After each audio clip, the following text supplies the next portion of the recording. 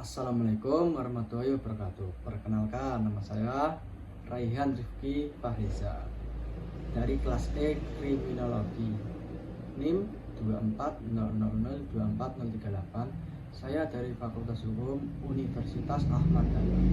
Di kesempatan kali ini saya akan mempresentasikan tentang 3 paradigma terhadap kejahatan. Jangan lupa like ya guys ya. Untuk menjelaskan hal tersebut, para ilmuwan mengembangkan berbagai paradigma atau cara pandang yang berfungsi sebagai kerangka berpikir dalam memahami kejahatan. Di dalam kesempatan kali ini, saya akan menjelaskan 3 paradigma utama dalam fungsi kriminologi.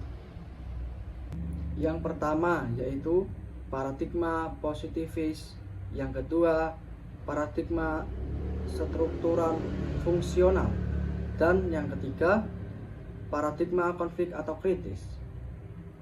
Yang pertama adalah paradigma positifik yang muncul pada abad 19 di Italia.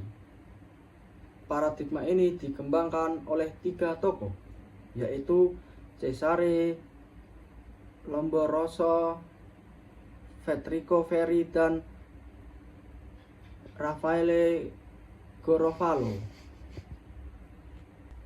Inti pemikirannya, paradigma positifik memandang bahwa kejahatan dapat dijelaskan secara ilmiah, seperti hanya gejala alam. Menurut pandangan ini, seseorang melakukan kejahatan bukan karena kehendak bebas, tapi karena ada faktor-faktor tertentu yang mempengaruhinya, seperti faktor biologis, psikologis, atau sosial. Pemikiran tokoh Cesare Lombroso yang dikenal sebagai bapak kriminologi modern berpendapatan bahwa penjahat memiliki ciri-ciri fisik, bawaan atau atafisik, yaitu kemunduran evaluasi yang membuat seseorang cenderung berperilaku jahat. Misalnya, bentuk rahang besar, dahi menonjol, atau alis tebal. Enrico Ferri memperluas pandangan Lombroso dengan menambah faktor lingkungan, sosial, dan ekonomi berbagai penyebab kejahatan. Raffaele Garofalo memperkenalkan istilah kejahatan ilmiah, yaitu perbuatan yang menantang rasa kemanusiaan universal. Adapun ciri-ciri paradigma positifik, paradigma ini memiliki beberapa ciri utama. Yang ke-1, bersifat deterministik, yaitu perilaku manusia ditentukan oleh sebab-sebab tertentu. Kedua, bersifat ilmiah dan empiris karena meneliti kejahatan secara objektif. Ketiga, fokus pada pelaku kejahatan, bukan hanya perbuatannya. Keempat, lebih menekankan pencegahan dan rehabilitasi, bukan pembalasan. Yang kedua adalah paradigma struktural fungsional. Paradigma kedua berasal dari pemikiran Emile Durkheim dan dikembangkan oleh Robert Merton. Inti pemikirannya adalah paradigma ini berpendapatan bahwa kejahatan merupakan bagian yang normal dalam masyarakat. Menurut Durkheim, kejahatan akan selalu ada karena setiap masyarakat memiliki nilai dan norma yang berbeda-beda. Ia menilai bahwa kejahatan memiliki fungsi sosial, yakni memperkuat solidaritas masyarakat dengan menunjukkan batas antara perilaku benar dan salah. Pemikiran Robert K. Merton kemudian mengembangkan teori ketegangan sosial atau strain theory. Ia menjelaskan bahwa kejahatan terjadi karena adanya kesenjangan antara tujuan sosial dan cara-cara legal untuk mencapainya. Contohnya, Masyarakat menuntut keberhasilan ekonomi, tetapi tidak semua orang memiliki kesempatan yang sama. Akibatnya, bagian orang memiliki cara yang salah, seperti mencuri atau menipu. Ciri-ciri paradigma struktural fungsional ada 3, yaitu yang pertama adalah melihat kejahatan sebagai fenomena sosial yang wajar. Yang kedua adalah menilai bahwa ketidakseimbangan sosial menjadi penyebab utama kejahatan. Yang ketiga adalah menekankan pentingnya stabilitas sosial dan nilai bersama. Dan ketiga adalah paradigma konflik atau kritis. Paradigma ketiga disebut paradigma konflik yang banyak dipengaruhi oleh pemikiran Karl Marx serta dikembangkan oleh Richard Whitney dan Jung Yung. Inti pemikirannya, paradigma ini berpandangan bahwa kejahatan muncul akibat ketimpangan sosial, ekonomi, dan kekuasaan dalam masyarakat. Kelompok yang berkuasa menggunakan hukum untuk melindungi kepentingan mereka, sementara kelompok lemah sering menjadi korban penindasan dan kriminalisasi. Menurut Richard Whitney, hukum dan kejahatan adalah alat politik yang digunakan untuk menjaga kekuasaan kelas atas. Sedangkan Jung Yung melihat kejahatan sosial bentuk perlawanan terhadap ketidakadilan sosial dalam sistem kapitalis. Dan saya akan menambahkan kesimpulannya.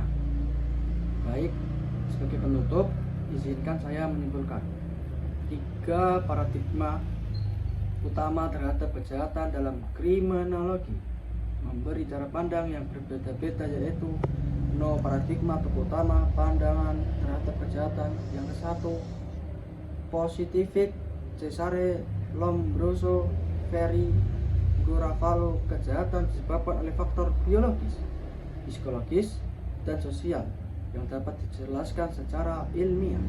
Yang kedua, struktural fungsional Emile Durkheim Robert K. Merton, kejahatan adalah bagian normal dari masyarakat dan muncul akibat ketidakseimbangan sosial. Yang ketiga, konflik atau kritis Karl Marx Richard Whitney Jung Yung, kejahatan timbul karena ketimpangan kekuasaan dan ekonomi antar kelas sosial. Ketiga paradigma ini memberikan pelajaran bahwa kejahatan tidak hanya masalah moral, tetapi juga masalah sosial, ekonomi, dan kemanusiaan. Oleh karena itu, dalam memahami dan mengulangi kejahatan, kita perlu menggunakan pendekatan yang ilmiah, adil, dan manusiawi. Pokok pikiran paradigma konflik. Masyarakat tidak netral. Masyarakat dipenuhi oleh pertentangan kepentingan, bukan harmoni. Ada kelompok yang menguasai sumber daya, modal, politik, pendidikan, dan kelompok yang terpinggirkan hukum sebagai alat kekuasaan. Hukum bukan alat keadilan universal, tetapi alat untuk mempertahankan kekuasaan. Kelompok dominan membuat hukum yang melindungi kepentingan mereka dan mengontrol kelompok yang lemah. Kejahatan sebagai bentuk perlawanan, tindakan yang dianggap kejahatan, seringkali hanya reaksi dari ketidaksosialan. Contohnya adalah pencuri kecil oleh orang miskin bisa dilihat sebagai bentuk perlawanan terhadap ketimpangan ekonomi. Kritik terhadap sistem sosial dan ekonomi. Paradigma ini menilai bahwa kapitalisme dan ketimpangan sosial adalah akar dari banyak kejahatan. Untuk mengatasi kejahatan perlu perubahan struktur sosial, bukan sekedar menghukum pelaku. Latar belakang munculnya paradigma konflik. Paradigma konflik berkembang pada tahun 1960 sampai 1970-an sebagai bentuk kritik terhadap teori positivis dan teori fungsionalis yang dianggap terlalu menekankan keteraturan sosial tanpa memperhatikan adanya ketidakadilan dan ketimpangan. Kondisi sosial yang melatar belakangi munculnya paradigma di antara lain ketimpangan ekonomi akibat sistem kapitalisme, diskriminasi terhadap kelas bawah, minoritas dan pekerja, ketidakadilan dalam sistem hukum dan penegakan keadilan. Ketidakadilan dalam sistem hukum dan penegak keadilan, meningkatnya kesadaran sosial terhadap hak-hak manusia dan keadilan sosial. Tokoh-tokoh seperti Karl Marx, Richard Quinn, Austin Turr, dan William Chambliss menjadi pelopor dalam memperkenalkan cara pandang krisis ini terhadap hukum dan kejahatan. Terima kasih atas perhatian Bapak, Ibu, dan teman-teman sekalian. Semoga penjelasan ini dapat menambah wawasan kita tentang kriminologi dan faktor-faktor penyebab kejahatan. Apabila ada kesalahan kata, mohon maaf. Wassalamualaikum warahmatullahi wabarakatuh. Thank you.